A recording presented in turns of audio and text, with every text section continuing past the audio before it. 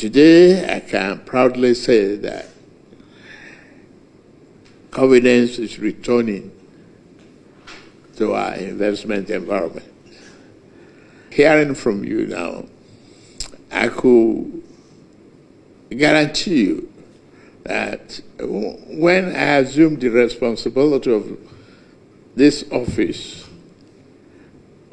the pledge I made to people of the country and my background is to ensure transparency and to be competitive in every way possible. It's not the same thing as before that Nigeria can arrogantly stand on a monopolistic leg of saying, oh, we have it, we don't have competition. Well, if I look around my geography, I see Guyana, I see other countries struggling to attract the same investment from the same basket. So what do? Must encourage, invest, and incentivize the opportunities. And that's what I'm doing. I like what Shell has done, and your partnership with Vesu and all of that. There's no better time to do it than now. And I want to assure you that what we promise is what we will deliver.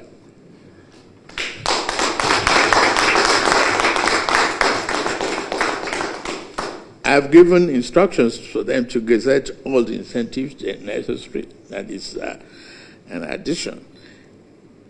Then the thanks to the Shell organization for the development that Nigerians have gotten.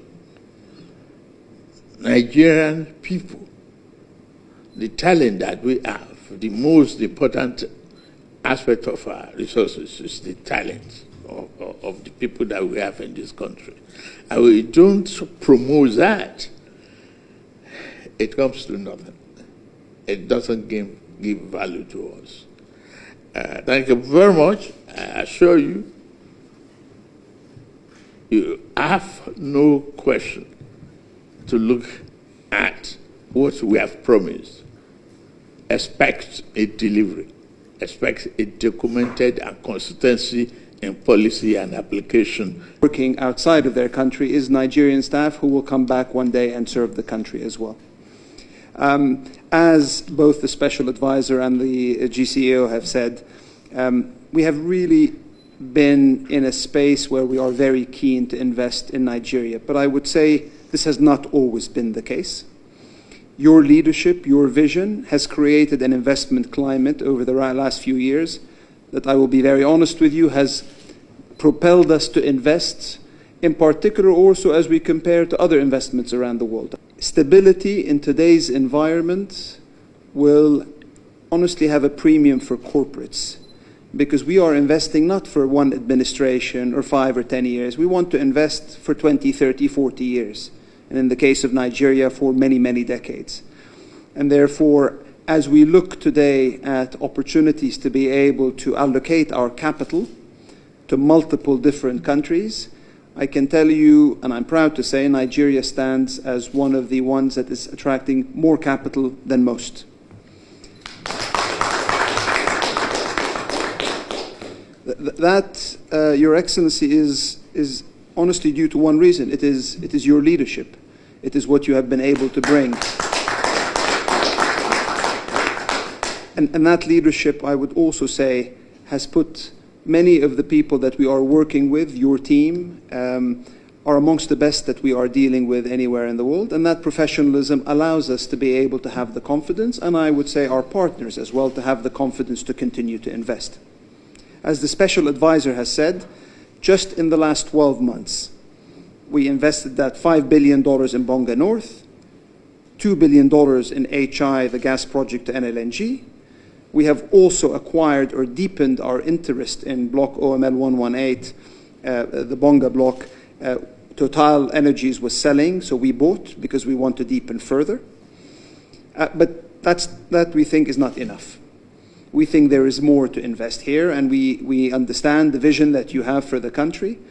And so we are indeed working on a project, Bonga South West, that could potentially, if we get to an FID stage, see us with the partners invest around $20 billion foreign direct investment, half of which will be capital, and the other half will be the operating expenses and the like that will come into the country.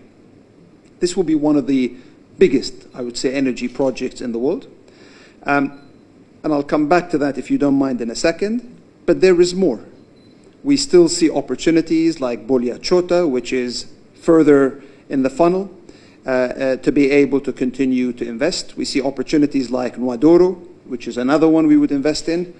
And we are looking at the exploration round that you currently have ongoing, because we are interested to potentially look even further out for those investments. That is a sea change, maybe, than where we were several years ago, where we were pulling back on investments rather than putting the sorts of billions of dollars I'm talking about. Maybe the last thing I will say, Your Excellency, to Bonga South West, that huge project, I'd like to thank you.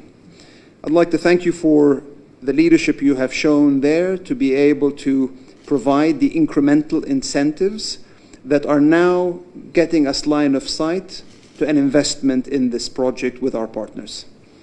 That is a significant step forward. I recognize over the next 2 months, and I would very much ask for your support, to now officialize the framework that you have so kindly supported.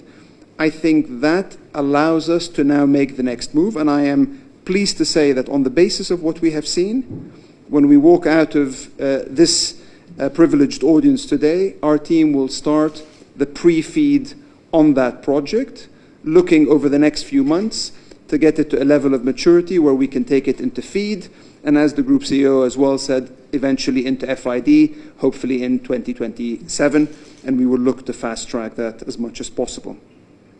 So in short, Your Excellency, I have nothing to ask for but your continued support and to thank you for what you have already done for the country, and I hope you see Shell as a long-standing partner that allows you to achieve the great visions that you have set for the country.